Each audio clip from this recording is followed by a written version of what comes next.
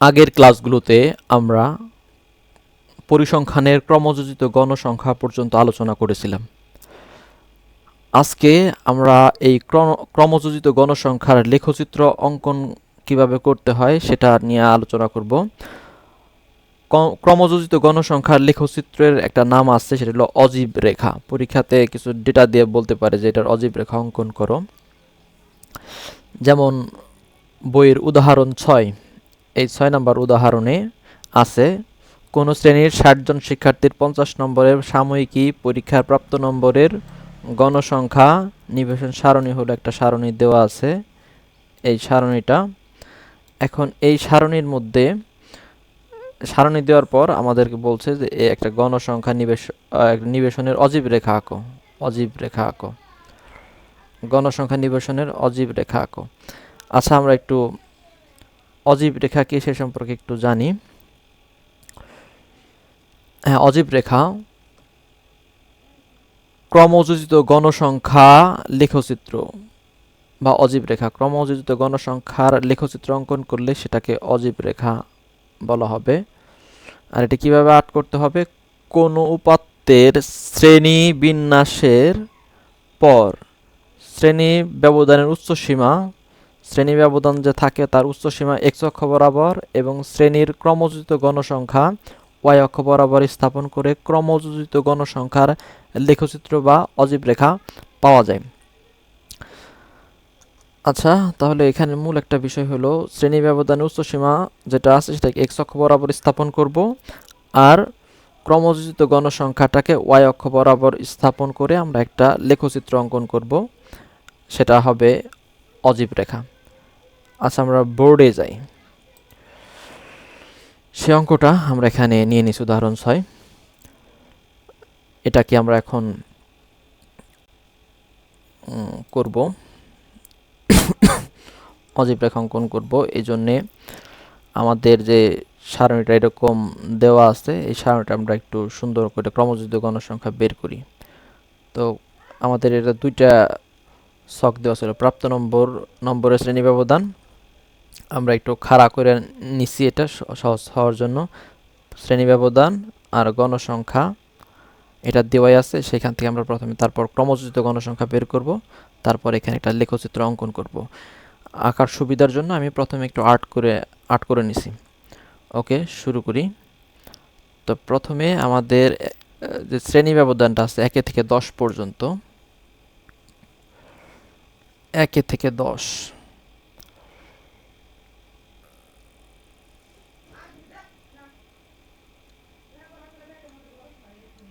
এক থেকে 10, তারপর 11 থেকে 20,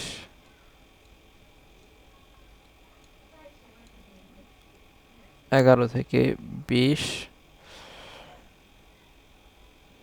তারপর 21 থেকে 30, 21 থেকে 30, এরপর আছে 31 থেকে 40, 31 থেকে 40,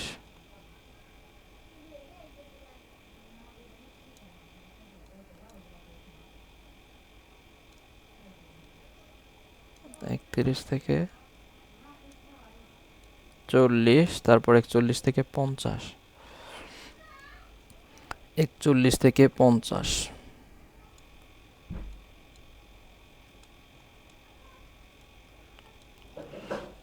এখন গণসংখ্যা এটা চার্টে দেওয়াই আছে, এই গণসংখ্যা এগুলোকে আমরা লিখে নিই। প্রথমে 1 থেকে 10 পর্যন্ত গণসংখ্যা ছিল 8, তারপর গণসংখ্যা ছিল 11 থেকে 20 পর্যন্ত ছিল 12, আর তারপর 21 থেকে 30-এর গণসংখ্যা ছিল 15, 31 থেকে 40-এর গণসংখ্যা ছিল 18,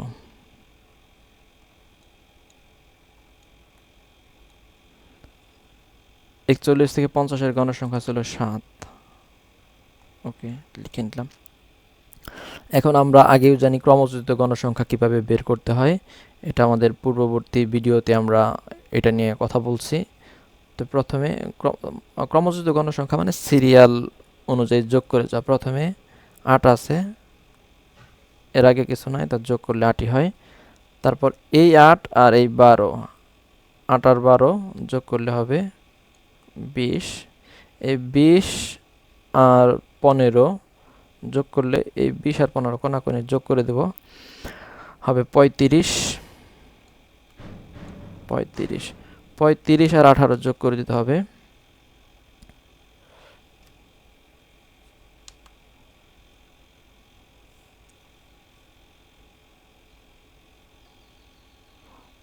35 আর 18 যোগ করি,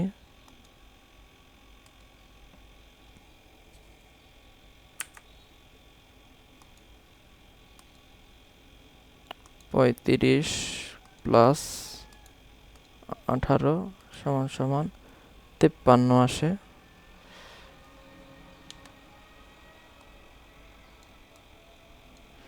53 আর 7 হবে 60।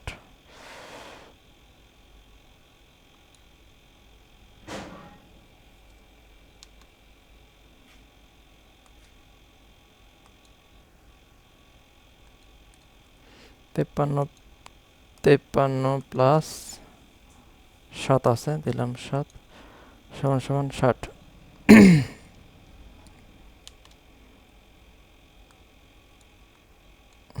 60 আমরা ক্রমযুক্ত গণসংখ্যা বের করে ফেললাম।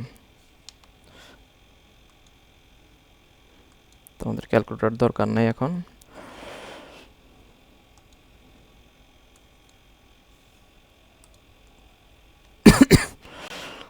তো এখন আমরা এই গ্রাফ পেপারের উপরে এই এক্স অক্ষ বরাবর, এক্স অক্ষ যেটা দেখতে পাচ্ছি, এক্স অক্ষ বরাবর আমরা কিসের মান নেব? আমরা আগেই জানছি এক্স অক্ষ বরাবর হলো শ্রেণী ব্যবধানের মান, শ্রেণী ব্যবধানের সর্বোচ্চ মান, শ্রেণী ব্যবধানের সর্বোচ্চ মান যেটা আছে সেইটা। আর এই ওয়াই অক্ষ বরাবর কি নেব? ক্রমযোজিত গণসংখ্যা। ক্রমযোজিত গণসংখ্যা 60 পর্যন্ত আছে, আমরা 60 পর্যন্ত চিহ্নিত করছি। এদিকে শ্রেণী ব্যবধান 50 পর্যন্ত আছে, সর্বোচ্চ মান এরকম আমরা 50 পর্যন্ত নিয়েছি। এখন আমরা অজীব রেখাটা অঙ্কন করব। প্রথমে আমাদের 1 থেকে 10 পর্যন্ত শ্রেণী ব্যবধানের 10 পর্যন্ত গণসংখ্যা কত ছিল? 8। তো আমাদের এই গড় 10, আমরা প্রত্যেক ঘরকে 2 একক নিছি, প্রত্যেক ঘরকে 2 একক ধরে হিসাবটা করা হয়েছে। তো প্রত্যেক ঘর 2 একক হলে তাহলে এই ঘর হবে 8, এই ঘর হবে মান 8, তারপরের ঘরে 10 হবে, কারণ প্রত্যেক ঘরের মান 2 একক ধরা হয়েছে। আমরা সুবিধা, ছবি আঁকার সুবিধা অনুযায়ী গ্রাফ পেপারের সাইজ বা দেখতে কেমন দেখায় এই অনুযায়ী আমরা এটা কম বেশি করে নিতে পারি। প্রত্যেক ঘরের মান 1 একক, 2 একক, 5 একক, যেভাবে সুবিধা হয় এটা ধরতে পারি। তাহলে 8-এর এই মানটা পেয়ে গেলাম আমরা। ক্রমযোজিত আমরা চিহ্নিত করলাম গ্রাফ পেপারে ক্রমযোজিত গণসংখ্যা। এখন 11 থেকে 20, এই 20-এর ঘরে কত আছে? আমাদের সর্বোচ্চ আছে 20 পর্যন্ত। 11 থেকে 20-এর ক্রমযোজিত গণসংখ্যা হলো 20। তো এই যে 20-এর এটা হলো এইখানে পড়বে।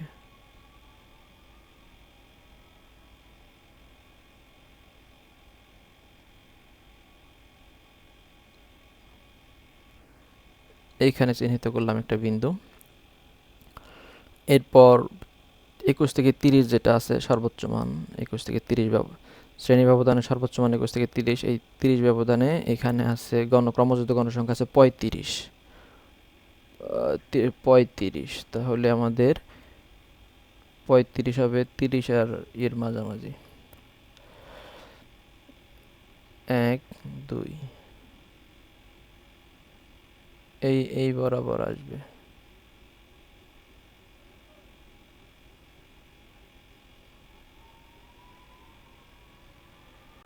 এইটা হবে 35, এইখানে এই বরাবর 30 বরাবর আর এই 35টাই এই ঘরে আসে, প্রত্যেক ঘরের মান 2 ধরা হয়েছে, তো এইখানে হইলো 35 পড়তেছে। ওকে, এরপর আমাদের 31 থেকে 40 এই এই ঘরে ক্রমযুক্ত গণসংখ্যার মান হলো 53। 40-এর ঘর থেকে আসবে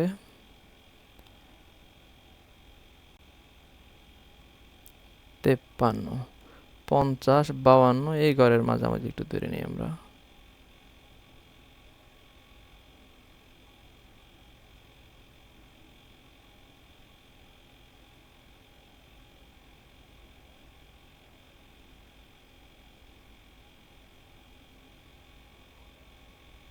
এইখানে আসে 53,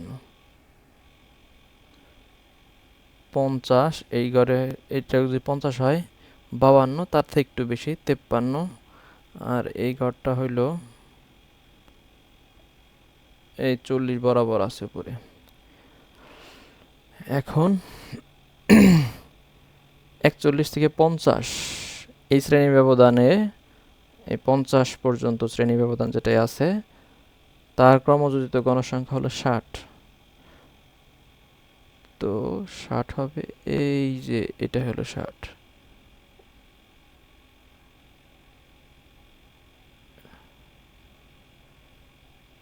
এইখানটাতে।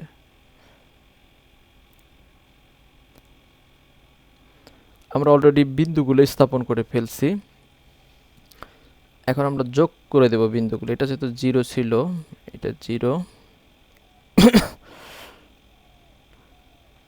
এখন আমরা একটা বিন্দুর সাথে আর একটা বিন্দু যোগ করে দেব পরস্পর, তাহলে হয়ে যাবে।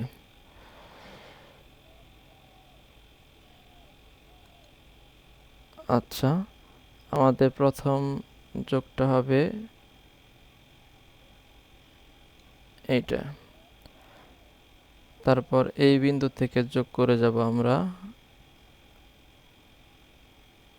এই বিন্দু, তারপর এই বিন্দু থেকে আমরা যোগ করে যাব হলো এই বিন্দু, এই বিন্দু থেকে আমরা, সরি একটু বাঁকা হয়ে গেল, এই বিন্দু থেকে আমরা যোগ করে যাব হলো এই বিন্দুতে, এইখান থেকে আমরা যাব এই বিন্দুতে।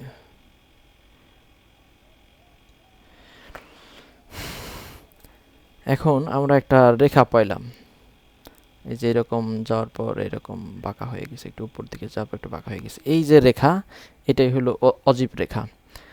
আমার মনে হয় আমরা অজীব রেখাটা ঠিক মতো বুঝতে পারছি। এখন আমি যদি একটু সামারি করি অজীব রেখাটা কেমন হবে, এরকম একটা সারণী চার্ট যদি দেওয়া থাকে, গণসংখ্যা পর্যন্ত দেওয়া থাকে, শ্রেণী ব্যবধানের গণসংখ্যা যদি বলে যে এইখান থেকে অজীব রেখা অঙ্কন করো, তাহলে আমরা কি করবো, একটা সেই সারণীর সাথে আর একটা ক্রমযুক্ত গণসংখ্যা কলাম যুক্ত করে ক্রমযুক্ত গণসংখ্যা বের করে নিব।